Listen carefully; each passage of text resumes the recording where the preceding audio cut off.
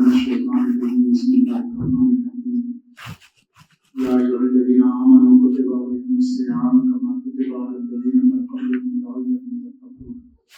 اس لیے میرے محترم حضرات، میں جو بھی کچھ کہہ رہا ہوں یا کہوں گا اللہ توفیق دے گا، وہ میں اپنے لیے کہہ رہا ہوں، اپنی اصلاح کے لیے، ہماری بھی اصلاح ہو اور ہمارے ساتھ ساتھ ہم سب لوگوں کی اصلاح ہو، اللہ ہم لوگوں کو صحیح بنائے۔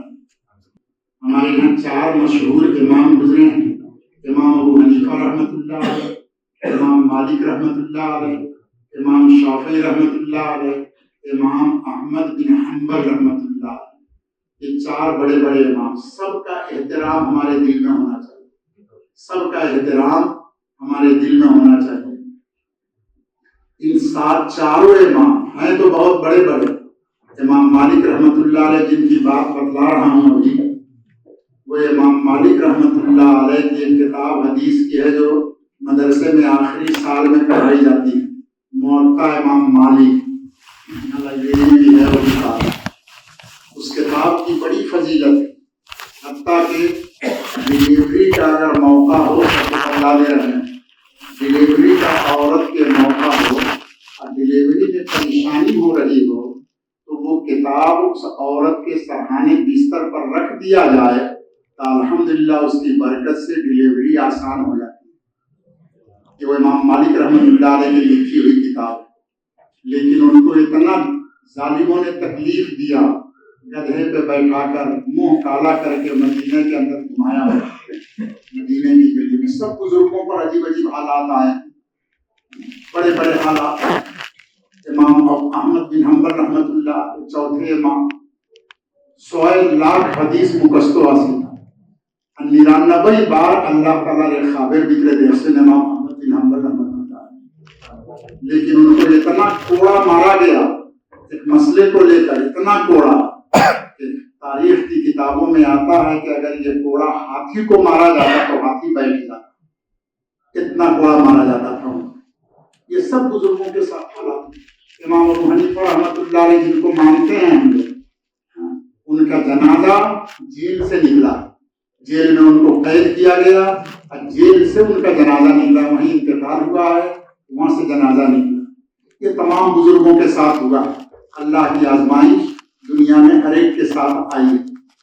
امام مالک رحمۃ اللہ علیہ کے پاس ایک آدمی آیا جو میں سنا رہا تھا،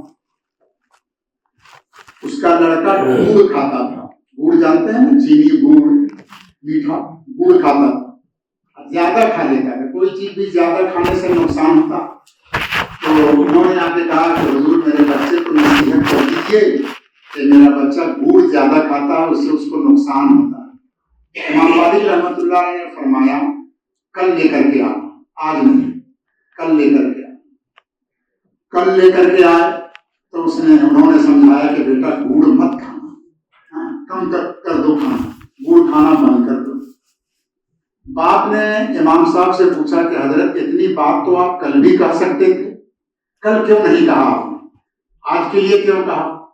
تو امام صاحب نے جواب دیا سونے سے پانی کے لکھنے کے لائق، فرمایا کہ میں بھی گڑ کھاتا تھا، جب میں خود گڑ کھا رہا ہوں تو تمہارے بچے کو کیسے منع کر سکتا؟ میں نے کل سے گڑ کھانا چھوڑ دیا، اب تمہارے بچے کو نصیحت کر رہا ہوں کہ بابا تم گڑ مت کھانا۔ تو نصیحت وہی اثر کرتی ہے جس نصیحت کرنے والے کا پہلے خود اس کے اوپر عمل ہو۔ اس سے یہ سبق دیا ہم لوگوں کو، لیسن ملا کہ جب کسی کو کوئی چیز سمجھائیں تو کوشش کریں کہ پہلے اپنے اس کے اوپر عمل کریں گے تو انشاءاللہ دوسروں کے اوپر اس کا اثر ہوگا۔ ہم محبت کا معاملہ کریں گے، ہر چھوٹا بڑے کے ساتھ تعظیم کا معاملہ کریں، اکرام کا معاملہ کریں، اپنی بات سے کسی کو تکلیف نہ پہنچے، اپنے کسی حرکت سے کسی کو تکلیف نہ پہنچے، کسی کا گلہ غیبت نہ کریں، بلکہ ہم سب اپنے ایک بھائی بن کر کے ایک ساتھ رہیں۔ ہاں، جو ذمہ دار لوگ ہیں کہ ہر ایک ڈپارٹمنٹ کے کچھ نہ کچھ ذمہ دار لوگ ہیں، ایک فرق یہ ہے دنیا کی ذمہ داری میں اور اسلام کی ذمہ داری میں، فرق یہ ہے کہ اسلام جو ذمہ دار بناتا ہے اس کو خادم کہا جاتا ہے، اور دنیا کے اندر جو ذمہ دار بنتے ہیں وہ حاکم بنتے ہیں۔ ایک ہوتا ہے حاکم اور ایک ہوتا ہے خادم۔ حاکم پاور چلانے والا، حکومت کرنے والا، دنیاوی چیزوں میں کوئی منسٹر بن گئے، کوئی پروفیسر بن گئے، کوئی پرنسپل بن گئے، کوئی اور کچھ بن گئے، تو وہ اپنے آپ کو حاکم سمجھتا ہے کہ اپنے اندر میں لوگوں کے اوپر ان کا پاور چلے گا، ان کا حکم چلے گا۔ اسلام اس چیز کو نہیں بدلاتا، کام وہی کراتا ہے، لیکن اسلام کیا کہتا ہے کہ ہم خادم بن کر کے آئے، ہم خدمت کرنے کے لیے آئے ہیں۔ اپنے ڈپارٹمنٹ کی بھی ہم خدمت کریں گے، اور ڈپارٹمنٹ میں جو لوگ جڑے ہوئے ہیں ان کی بھی ہم خدمت کریں گے۔ اپنے اندر خدمت کا جذبہ ہو، خدمت کرنے والے ہم، خدمت کا جذبہ۔ اسی لیے شاہ فہد رحمت اللہ علیہ، سعودیہ کے جو بادشاہ تھے، سب سے پہلے شاہ فہد نے اپنے آپ کو بادشاہ اور ملک، عربی میں ملک بولتے ہیں بادشاہ کو، یہ لقب ہٹا کر اپنا لقب کیا لگایا؟ خادم الحرمین الشریفین، خادم الحرمین الشریفین۔ عربی میں دو ہوتا ہے تو اس کو تثنیہ بولتے ہیں، تو دو حرم، ایک مکہ کا حرم اور ایک مدینہ کا حرم، ان دونوں حرم کے ہم خادم ہیں۔ ہم بادشاہ نہیں آئے، ہم خادم بن کر کے آئے ہیں، خدمت کرنے کے لیے آئے ہیں۔ لہذا ہم لوگ چاہے فاؤنڈیشن میں ہوں، چاہے مرکز میں ہوں، جس ڈپارٹمنٹ میں ہوں، ہم یہ سوچیں کہ ہم خادم ہیں۔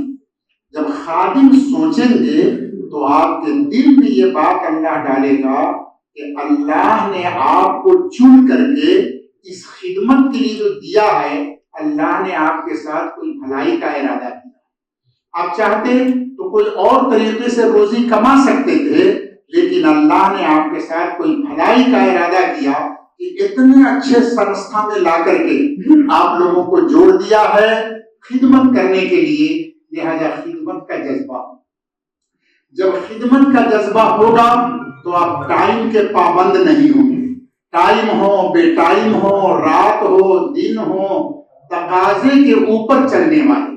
خادم جو ہوتا ہے وہ تقاضے کے اوپر چلتا ہے، اس وقت کا تقاضا کیا ہے، اس وقت کا ڈیمانڈ کیا ہے، ہم کو اس کے مطابق تیار ہو کر کے چلنا ہے۔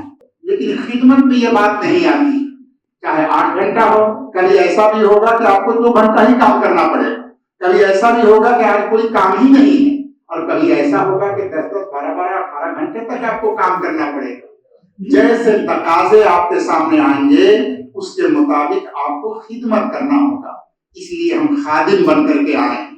یاد رکھیے گا، فارسی کے ایک شاعر نے کہا ہے، ہر کے خدمت کرد ہو مخدوم شد۔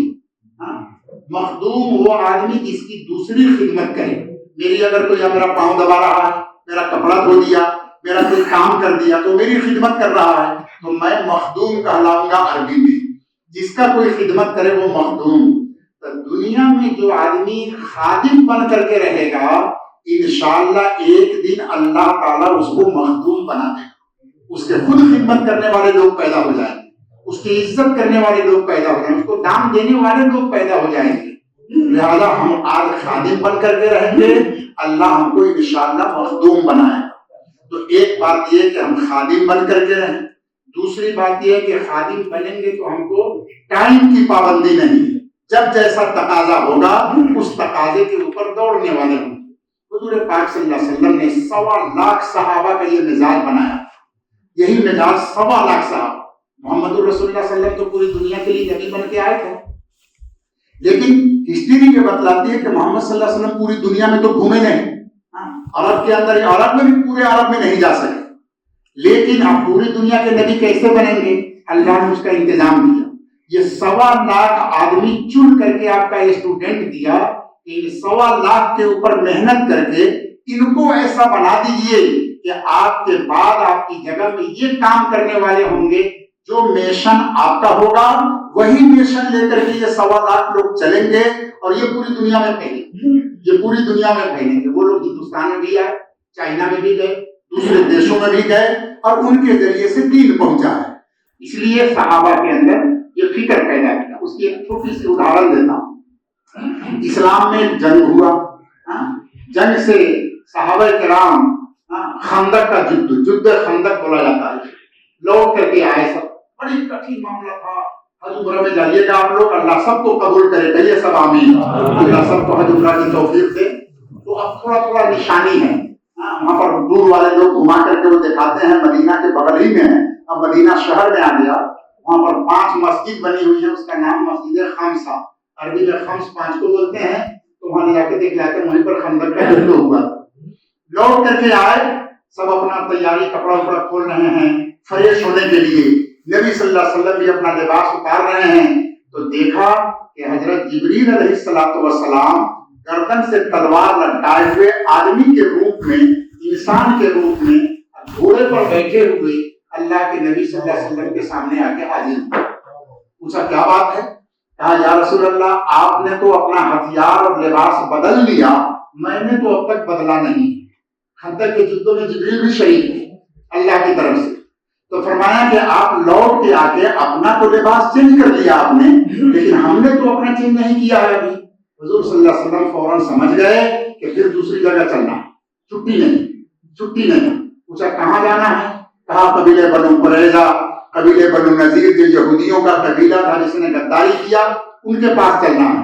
فوراً حضور صلی اللہ علیہ وسلم نے صحابہ کو اعلان کیا اور فوراً سب تیار ہو کے چلے. یہ ادھارن بتلایا کہ ایک کام کر کے ڈیوٹی 8 گھنٹہ کر کے آپ آئے ہیں, کہ اس وقت میں پھر آپ کو نئے طریقہ سے کھڑے ہو کر کے جانا ہے. تو حضور نے صحابہ کو مزاج بنایا تھا, کسی نے ایک لفظ نہیں کہا وہ تو حالات یا اسی تھک کر کے آ گئے ہیں, اچھا تھوڑا بعد میں جائیں گے, اچھا تھوڑا چائے پی لے, اچھا تھوڑا ریسٹ لے لے, کچھ نہیں. تقاضا سامنے آیا اور تقاضے کے اوپر اور پھر گئے اور کامیاب ہو کے آئے. یہ واقعہ, یہ قصہ نہیں ہے, قیامت تک آنے والے لوگوں کو ایک درس دیتا ہے, ایک سبق دیتا ہے کہ جب ہم اخلاص سے کام کریں گے خدمت کے جذبے سے, تو ہم کو تقاضے پر دوڑنا ہے. کہاں کیا تقاضا آئے گا, اس تقاضے کے مطابق ہم تیار رہیں. چوتھی بات میری یہ ہے کہ ہم لوگ اپنے آپس میں بڑوں کا احترام کریں گے. جو آدمی دوسرے بڑوں کا احترام کرتا ہے اور اس کا احترام کرتا ہے, ایک وقت آئے گا کہ دوسرا آپ کا احترام کرنے والا بنے گا. حضور پاک صلی اللہ علیہ وسلم نے فرمایا حدیث میں, اگر تم یہ چاہتے ہو کہ لوگ اور چھوٹے تم کو سلام کریں, تو تم پہلے ان کو سلام کرنے والے بن جاؤ. پہلے جب تم سلام کرنے والے بن جاؤ گے, اب 2-4 دن 10 دن وہ دیکھے گا کہ یہ حضور تو آئیے پہلا سلام پڑیں گے, تو دور سے ہی وہ لڑکا جب دیکھے گا تو وہیں سے کہے گا حضور سلام علیکم, حضور سلام علیکم, وہیں سے وہ سلام کرے. جو کام ہم دوسرے سے کروانا چاہتے ہیں, ایک تو ہے کہ آرڈر دے کر کے کام کرائیں, اور دوسرا یہ ہے کہ ہم ان کے ساتھ ادب اور اخلاق کا اگر ویوہار کرتے ہیں تو وہ خود بخود ہمارے ساتھ ادب اور اخلاق کا ویوہار کرنے والا بن جائے. یہ پریکٹیکل عملی تعلیم کہلاتا ہے, عملی تعلیم کہلاتا ہے. حدیث تو میں نہیں سناؤں گا, کچھ بدر بھائی کا واقعہ سناتا ہوں. بدر بھائی ایک مرتبہ دیوبند گئے. بدر بھائی کے بڑے سالے مولانا زاہد یہ دیوبند پڑھ رہے تھے. بدر بھائی نوجوان پڑھ کے فارغ مولانا ہو گئے تھے. دیوبند میں ایک مولانا صاحب سے ملنے جا رہے تھے بدر بھائی. وہ مولانا صاحب اندر تھوڑا بدر بھائی سے ناراض تھے, لیکن بدر بھائی کو پتا بھی نہیں تھا, مگر وہ اندر تھوڑا ناراض تھے. ان کے گھر کی طرف جا رہے ہیں بدر بھائی. وہ مولانا صاحب یہاں سے جگہ ہی ہوتا ان کے گھر کا دروازہ ہے, وہ اگر اپنے گھر میں گھس رہے ہیں تو بدر بھائی نے یہی دوری سے کہا حضرات السلام علیکم, حضرات السلام علیکم. اتنا زور سے کہا کہ آواز وہاں سے بھی بہت آگے تک کے چلی گئی, لیکن وہ آدمی مولانا صاحب نے کوئی جواب نہیں دیا, گردن جھکا کر اور اندر چلے جا رہے ہیں. پیچھے سے مولانا جاہد تھے, انہوں نے کہا کہ بھائی صاحب اپنا سلام تو کہیں بھول ہی لے جا, اب بھولیا انہوں اتر دلانا. وہ جا رہے ہیں تو آپ کیوں ان کے پاس جا رہے ہیں, وہ تو آپ سے ناراض ہیں, کیوں ان کے پاس جا رہے ہیں؟ بدر بھائی نے سونے سے لکھنے کے مطابق جواب دیا کیا, انہوں نے جو کیا وہ ان کا کیریکٹر اور اخلاق ہے, میں جو کروں گا یہ میرا کیریکٹر اور اخلاق. شیخ الحدیث مولانا زکریا صاحب رحمۃ اللہ علیہ نے کیا کہ ان کے خاندان میں کاندھلا میں کچھ لوگ ان سے ناراض تھے. حضرت جب بھی جاتے اپنے ہر لوگ اپنا یاد رکھے, اپنے اپنے خاندان میں آپ کے چچا, بھائی, بھتیجا, بہنوئی, رشتے دار, ہر ایک کے ساتھ کچھ نہ کچھ مسئلہ, ہر ایک کے ساتھ مسئلہ. تو حضرت گئے تو خاندان کے کچھ لوگ ان سے ناراض تھے.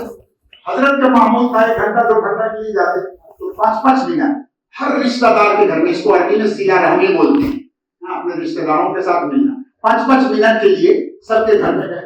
ایک چچا کو ہاتھ میں پکڑا، کہا چلیے فلاں کے گھر فلاں کے گھر فلاں کے گھر گئے. جو صاحب ناراض تھے وہ موڑھا پر بیٹھے ہوئے تھے، حضرت نے سلام کیا تو انہوں نے اپنا منہ ادھر پھیر دیا. حضرت نے ادھر سے سلام کیا، انہوں نے منہ ادھر پھیر دیا. 3 مرتبہ سلام کیا اور پوچھا چچا خیریت ہے، طبیعت ٹھیک ہے، اچھے ہیں، چچی اچھی ہیں، بھائی بہن سب لوگ اچھے ہیں، میرے لیے دعا کیجیے گا، میں بھی آپ کے لیے دعا کرتا ہوں، میرے پاس وقت نہیں ہے، السلام علیکم. سلام کر کے نکل کے چلے گئے. جب گئے تو ان کے چچا نے ان سے کہا نالائق، تو بڑے تو عمر میں، تم کو ادب نہیں، شرم نہیں، دیکھا تمہارے ساتھ کیا ویوہار کیا اس نے، اور تم پھر بھی جاتے ہو. وہاں انہوں نے بھی یہی جواب دیا. انہوں نے جو کیا وہ ان کا کیریکٹر، میں جو کر رہا ہوں یہ میرا کیریکٹر ہے، یہ میرا اخلاق. وہ نہ مانے وہ ان کا کام، میرا کام میں کروں گا. میرے بھائی اور دوستوں، اس کا نتیجہ کیا نکلا؟ وہ مولانا صاحب بھی اور وہ شیخ زکریا صاحب رحمۃ اللہ کے خاندان والے، وہ سب بعد میں آ کے توبہ کیا، معافی مانگا اور ان سے مرید بھی ہوا اور کہا کہ میں ہم مر جاؤں تو زکریا میرا جنازہ تم پڑھاؤ. یہ اخلاق سے دل جیتا، اخلاق سے، ادب سے لوگوں کے دل جیتتے ہیں. ہم لوگ جتنے ذمہ دار، جس ڈپارٹمنٹ کے بھی ذمہ دار ہوں، اپنے ساتھیوں کے ساتھ ایسے ہی اخلاق کا معاملہ کریں. اخلاق کا معاملہ، جو نیچے والے ہیں وہ اپنے بڑوں کا اکرام کریں، اپنی ڈیوٹی کو اپنا فرض سمجھیں. یہی فریضہ، جیسے نماز پڑھنا، عبادت کرنا اور تلاوت کرنا، یہ سب عبادت ہے. جو کام میرے ذمہ کیا گیا ہے میں اس کام کو حق ادا کر کے کام کروں تو یہ بھی ایک عبادت ہے، ہمارے اور آپ کی عبادت بنے گا. اس لیے ہم سب لوگ آپس میں ایک فیملی کے لوگ ہوئے، ہم لوگ خادم ہیں، خادم بن کر کے کام کریں گے، میل محبت کے ساتھ رہیں گے.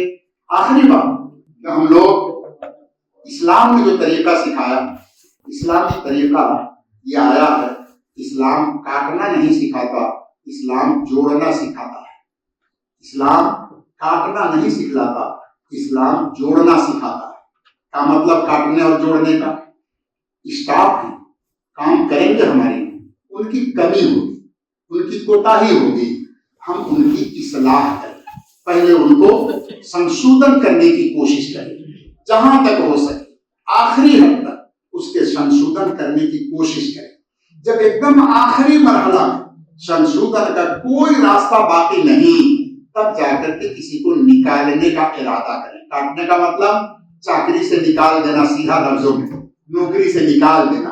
ہم جس ڈپارٹمنٹ میں جتنے لوگ ہیں سب لوگ پہلے یہ دل میں رکھیں کہ ہمارے بھائی کام کر رہے ہیں، یقیناً کچھ نہ کچھ کمیاں ہوں گی، ان کمیوں کو پہلے ہم سنشودھن کرنے کی کوشش کریں. اسلام یہی چیز بتاتا ہے. جب سنشودھن کرنے کی کوشش کریں گے، ہو سکتا ہے کہ آج ایک آدمی الٹا ہے، نالائق نکلا، لیکن ایک وقت میں جب سنشودھن ہو جائے گا تو وہ بہت بڑا ایک آدمی بن سکتا ہے، بہت بڑا ایک آدمی بن سکتا ہے اور بہت بڑا کام کر دے سکتا ہے ہمارے لیے. اس طرح کی ہسٹری اور تاریخ میں بہت ادھارن ہے کہ بگڑا ہوا آدمی جب بنتا ہے تو کتنا بڑا ہے. ہمارے سلسلہ جو بزرگوں کا سلسلہ ہے، سلسلہ چشتیہ، اس میں ہمارے بزرگوں میں فضیل ابن ایاض رحمۃ اللہ علیہ جن کا نام لے کر دعا کرنے سے دعا قبول ہوتی ہے. وہ پوری زندگی ڈکیتی کی، مال لوٹنا، لوگوں کا گھر سب کچھ لوٹ لینا. ایک اللہ والے کے پاس پہنچے، اللہ والے نے تھوڑی ان کے اوپر محنت کی. محنت کرنے کے بعد انہوں نے جو توبہ کیا ہے اور توبہ کر کے جو سنشودھن ہوا ہے تو چشتیہ سلسلہ کے اتنے اونچے بزرگ ہو گئے کہ ان کا نام لے کر دعا کرنے سے دعا قبول. جب اتنا سہولت ہمارے پاس اللہ نے دے رکھا ہے تو ان سہولت سے تو ہم کو فائدہ اٹھانا چاہیے، نہیں اٹھانا چاہیے. میں نے آج جمعہ میں جو لوگ رہے ہوں گے سنا ہوگا، تھوڑی دیر میں نے کہا کہ ایک وقت آئے گا مرنے کے بعد سب کو پچھتانا پڑے گا، سب کو افسوس کرنا پڑے گا کہ ہائے ہمارے پاس تو سجود تھا، ہم تو کر سکتے تھے، نہیں کیا. افسوس، میری زندگی چلی گئی، وہاں افسوس کرنے سے بھی کوئی فائدہ نہیں ہو.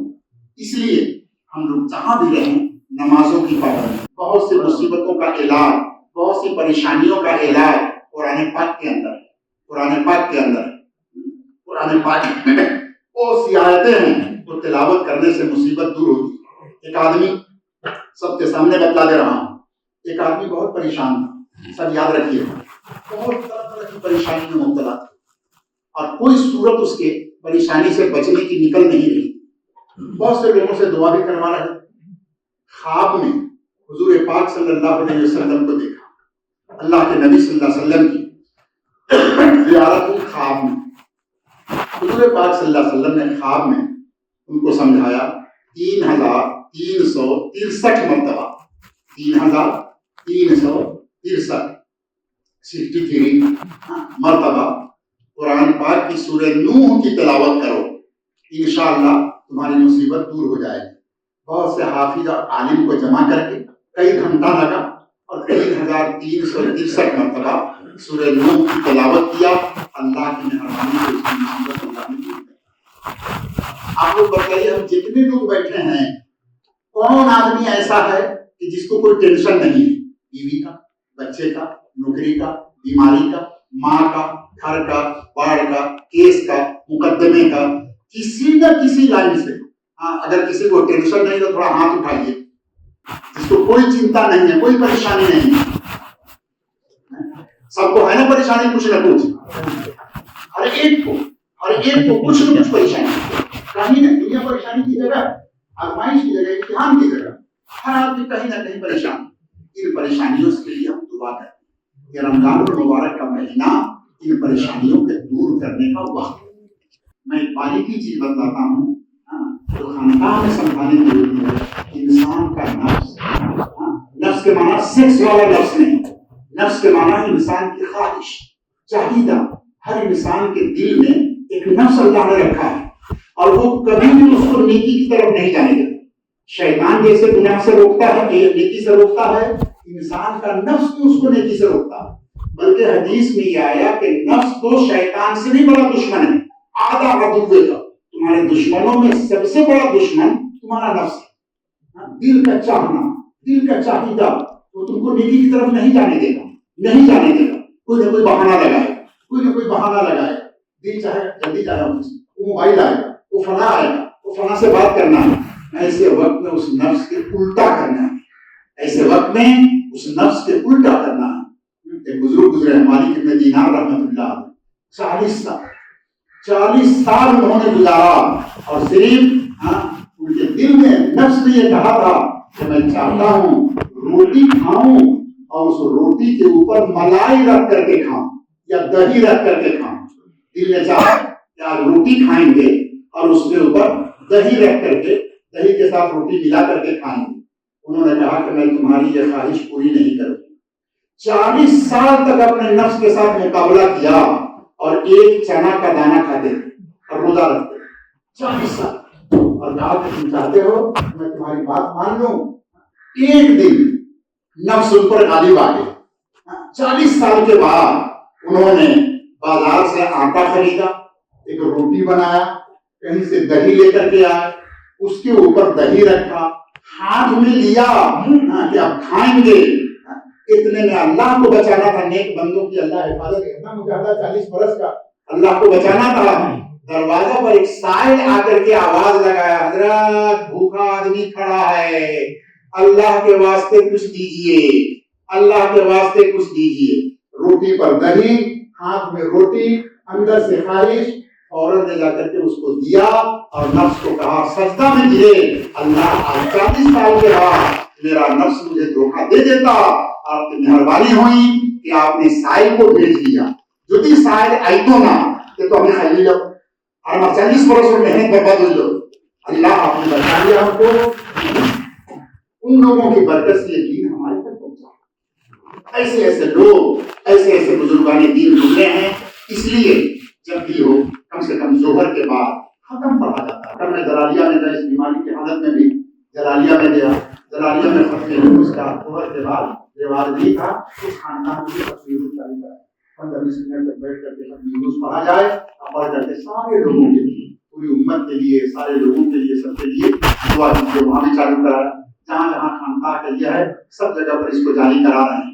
ہم کو تو اللہ سے مانگنا ہے، دینے والے اللہ تعالیٰ ہے، ہم مانگیں گے. اس لیے رمضان میں ہمارے جو یہاں کے لوگ ہیں یہاں پر کام کرتے ہیں، تراویح کے بعد مصبحات پڑھی جاتی ہے. یہ رمضان ہے، رمضان کے بعد پھر پتہ نہیں کہ ملے گا یا موقع کس کو نہیں ملے گا. تو تھوڑی دیر بیٹھ کر کے ماسٹر صاحب اس بڑھاپے میں بیچارے چیئر کے اوپر تو بیٹھے رہتے ہیں، چاہے گا نام تھوڑا ہوتی ہو، تھوڑا سوئیں تھوڑا سوئیں تھوڑا سوئیں. ایک بزرگ تھے، ان کے نفس نے ان کو سونے کے لیے کہا تو انہوں نے کہا کہ 40 سال تک تم کو سونے نہیں، تم کو سونے نہیں. اتنا مجاہدہ کیا نفس کے خلاف، نفس کے خلاف. پھر ہم نہیں کہتے کہ آپ 40 سال تک مت سوئیے، ہمارے لیے جائے ہم سوئیں گے، لیکن یہ مہینہ بہت قدر کا مہینہ ہے، اس کو ہم لوگ اپنے قدر کے ساتھ گزار لیں. ان تمام چیزوں میں شریک ہوں، عبادت میں، تلاوت میں، قرآن سیکھنے کا پروگرام بنائیے. آپ لوگ پروگرام بنا کے بتائیے گا، آپ کی ترتیب بنا دی جائے گی انشاءاللہ. تھوڑا تھوڑا کر کے قرآن سیکھ لیں گے. یاد رکھیے سیکھنے سے پہلے اگر مر جائیں گے تو کل قیامت کے دن آپ کو قرآن پڑھنے والا بنا کر کے اٹھائے گا، قبر میں آپ کا فرشتہ پڑھا ہے. یہ پورا نہیں ہوا. اب حدیث کے مطابق جو آدمی حفظ عرب کر دے اور وہ مر جائے تو قیامت کے دن قبر سے اللہ اس کو حافظ بنا کے اٹھائے. اس کا حفظ قبر میں پورا ہو. فرشتہ کو اللہ تعالیٰ ایک حافظ فرشتہ وہاں دے گا اور وہ حافظ فرشتہ اس کو حفظ کرائے گا اور قرآن یاد کرائے گا اور قیامت کے دن وہ حافظ بن کر کے اٹھیں گے. اب یاد رکھیے اس میں ایک فائدہ یہ کہ آپ اسکول میں پڑھاتے ہیں، کلاس روم میں ہیں، کوئی آدمی آ کر کے آپ کے اسٹوڈنٹ کو اگر مارنے لگے تو مارنے کی بات نہیں، اپنا اسٹوڈنٹ کو اپنے حفاظت فرما نہیں. حفظ عربوں کی نیت کر لیا اور قبر میں فرشتہ آپ کو استاد بن کے حفظ یاد کرا رہا ہے. عذاب دینے والا فرشتہ جب آپ کو مارنے کے لیے آئے گا تو ہی استاد مارتے دیکھو نہیں، قبر کے عذاب سے بھی حفاظت ہو جائے. وہ فرشتہ قبر میں بھی آپ کو عذاب سے حفاظت کرائے گا اور وہ عذاب والے فرشتے کو روکے گا اور حافظ بن کے اٹھے گا. لطف الرحمان صاحب سارا زندگی پرنسپل ہو گیا اور اتنے اچھے ٹیچر، اتنے اچھے آفیسر، لیکن قیامت میں محدث صاحب سے بھی اونچا ان کا مقام. اس لیے کہ میں حافظ نہیں ہوں، میں بھی تھوڑا تھوڑا یاد کر رہا ہوں اور سر تو یاد کرنے کی نیت سے گئے ہیں، لہٰذا سر کا مقام تو ہمارے سے بھی اونچا. جہاں قرآن کی آخری آیت شیش ہوگی 100,667 آیات انہوں جنتوں کا مقام انہوں کو سی بات. اس لیے ہم لوگ سب آدمی قرآن سیکھنے کی کوشش کر لیں. تھوڑا تھوڑا 1 لفظ 2 لفظ 1 آیت 2 آیت تھوڑا تھوڑا سیکھنا شروع کر دیں. موت ہو گئی اللہ تعالیٰ پورا کرائیں گے اور ان تمام چیزوں کا خیال رکھیں گے، امانت دیانت کے ساتھ کام کریں گے. انہیں لوگوں کے پڑھائی کی برکت سے جو ٹوٹا پھوٹا ہم لوگ جیسا گناہگار آدمی آپ لوگوں کے سامنے ہے، نظروں سے دیکھا، ہم لوگ اپنی نظر سے دیکھا. اس لیے ہم لوگ اپنے کام کو امانت سمجھیں.